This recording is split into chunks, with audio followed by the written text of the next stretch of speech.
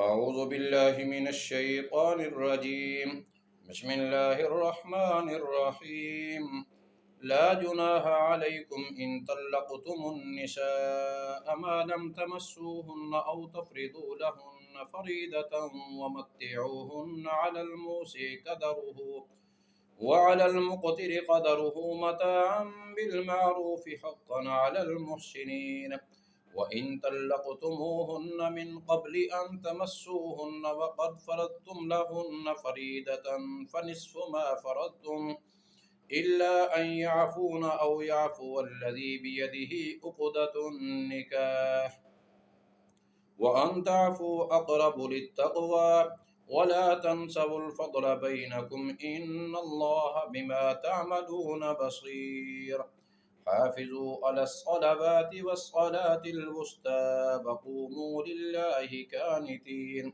فإن خفتم فرجالا أو ركبانا فإذا أمنتم فاذكروا الله كما علمكم ما لم تكونوا تعلمون. والذين يتوفون منكم ويذرون أزواجا وصية لأزواجهم متاعا إلى الحول غير إخراج فإن خرجن فلا جناح عليكم فيما فعلن في أنفسهن من معروف والله عزيز حكيم. وللمطلقات متاع بالمعروف حقا على المتقين.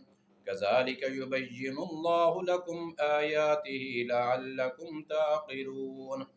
ألم تر إلى الذين خرجوا من ديارهم وهم ألوف حذر الموت فقال لهم الله موتوا ثم أحياهم إن الله لذو فضل على الناس ولكن أكثر الناس لا يشكرون. وقاتلوا في سبيل الله واعلموا أن الله سميع عليم. من ذا الذي يقرض الله قرضا حسنا فيضاعفه له أضعافا كثيرة والله يقبض ويبسط وإليه ترجعون. ألم تر إلى الملأ من بني إسرائيل من بعد موسى إذ قالوا لنبي له ابعث لنا ملكا نقاتل في سبيل الله قال هل عسيتم إن كتب عليكم القتال ولا تقاتلوا قالوا وما لنا ألا نقاتل في سبيل الله وقد أخرجنا من ديارنا وأبنائنا فلما كتب عليهم القتال تولوا إلا قليلا منهم والله عليم بالظالمين.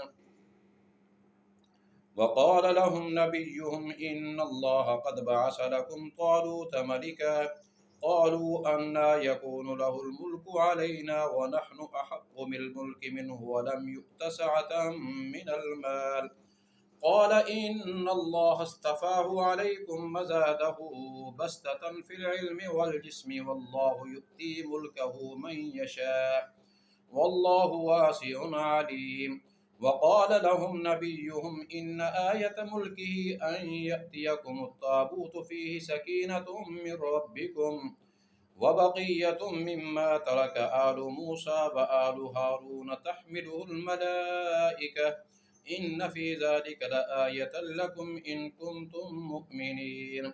فلما فصل طالوت بالجنود قال إن الله مبتليكم بنهر فمن شرب منه فليس مني ومن لم يطعمه فإنه مني إلا من اغترف غرفة بيده فشربوا منه إلا قليلا منهم فلما جاوزه هو والذين آمنوا معه قالوا لا طاقة لنا اليوم بجالوت وجنوده قال الذين يظنون أنهم ملاقو الله كم من فئة قليلة غلبت فئة كثيرة بإذن الله والله مع الصابرين.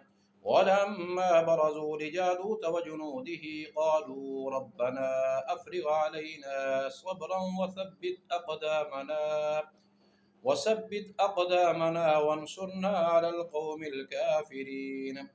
فحزموهم بإذن الله وقتل داود جالوت وآتاه الله الملك والحكمة وعلمه مما يشاء ولولا دفع الله الناس بعدهم ببعض لفسدت الأرض ولكن الله ذو فضل على العالمين تلك آيات الله نتلوها عليك بالحق وإنك لمن المرسلين